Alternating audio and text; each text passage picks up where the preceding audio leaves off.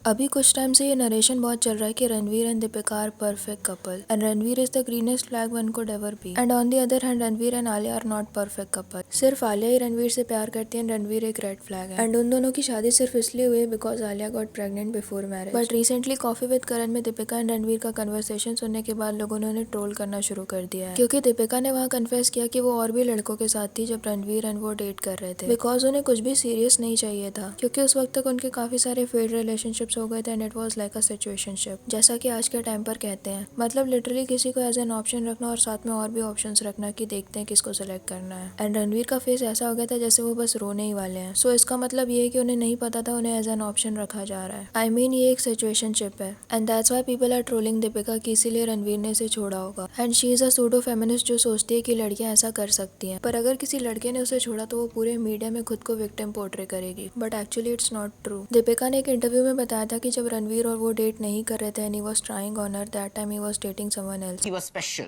I remember I was at Yashraj. I was done. I was finishing a shoot or something like that. He happened to be there.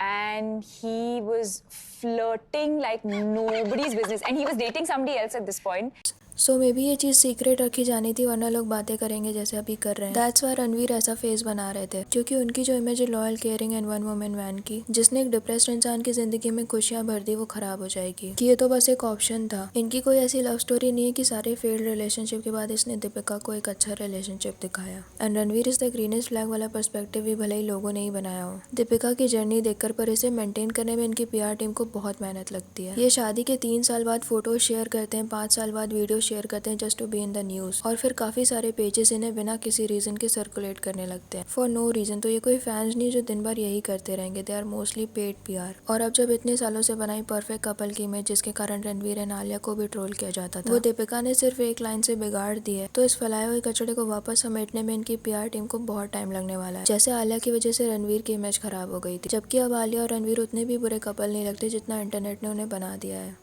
जब आलिया को national award मिल रहा था तब रणवीर उनकी ऐसे photos खींच रहे थे, जो सच में बहुत क्यूट मोमेंट था। नाउ लोग उनके बारे में ऐसे कमेंट्स करें कि maybe he likes her natural lips, that's why he asked her to wipe that off but in a polite way, वैसे नहीं जैसे आलिया ने बताया। एंड धीरे बात करना कुछ लोगों को अच्छा लगता है, इसलिए वो इन्हें धीरे बात करने को बोलते हैं, नो प्रॉब्लम विद दैट। क्योंकि अगर वो डोमिनेटिंग होते तो अपनी वाइफ की सक्सेस पर खुश क्यों होते। नेशनल अवार्ड मिलना कोई छोटी बात तो है नहीं। एंड जो सच में डोमिनेटिंग लड़के होते हैं, खुद को सुपीरियर समझते हैं, वो अपनी वाइफ को अपने से ज्यादा सक्सेसफुल देख ही नहीं सकते। और रही मल्टीपल पार्टनर्स वाली बात, तो समवेयर वी ऑल नो कि बॉलीवुड में ये चीजें कॉमन है, फिल्मों में हो या of screen, they don't have any problem with that कि शादी के बाद तो एटलीस्ट ऐसे सीन्स मत दो मूवीज में। बट उनको और उनके पार्टनर को कोई प्रॉब्लम नहीं होती इन चीजों से, जैसे कि करण जौहर ने ये स्टेटमेंट दिया था, जो कि ज्यादातर लोगों का माइंडसेट है बॉलीवुड में। इनकी सबसे बड़ी टेंशन यही होती है कि इन्हें पब्लिक के सामने खुद को पोर्ट्रे कैसे करना है। इनकी मूवी की स्क्रिप्ट राइटर लिखता है, पर मूवी के बाहर इन्हें किस तरह से एक्ट करना है कि ऑडियंस इनसे रिलेट करे, इनकी फैन बन जाए, वो स्क्रिप्ट इनकी PR टीम लिखती है। तो ओनली रीजन जिसकी वजह से रणवीर का फेस ऐसा बन गया था कि वो बहुत गुस्से में he is about to cry, इसकी मे बी उन्हें ये बात पता ही ना हो एंड ही रियली थॉट कि उसकी लाइफ में इतना कुछ हुआ है, नाउ मैं एक मसीहा बन के उसकी लाइफ ठीक कर रहा हूँ। बट एक्चुअली में he was just one more option, या फिर एक ग्रीनेस्ट फ्लैग वाले टैग की वजह से उन्हें हर कोई उस इमेज से देखता था कि दीपिका के साथ रणवीर ने बहुत गलत किया and he was a red flag. पर Ranveer is just perfect and 5 सालों से यही इमेज बनी हुई थी। और वो जो ऑब्सेशन दिखता था उनका दीपिका के लिए अवार्ड शो, इंटरव्यू या फिर कहीं भी, जिसे लोग इस तरह से देखते थे कि he is really loyal kind, उसकी वजह से वो दोबारा खुश रहने लगी। वो सारा पर्सपेक्टिव बदल जाएगा कि was just an option. Deepika को तो लोग पहले ही बोलते थे कि वो उतना एफर्ट डालते हुए नहीं दिखती इस रिलेशनशिप में जितना वो रणवीर के साथ डालती थी। एंड नाउ दिस, तो इन सब में गलत सिर्फ रणवीर के साथ हुआ, जो अपने रिलेशनशिप को बहुत हैपनिंग और परफेक्ट दिखाते थे। एंड एक्चुअली में सच में भी लगता है कि he really loves Deepika. Deepika का एक 2014 का इंटरव्यू भी वायरल हो रहा है, जिसमें वो कह रही है कि उन्हें कैजुअली डेटिंग का मतलब नहीं पता। Just casually date. I don't know how to be in this in between sort of dating but not committing.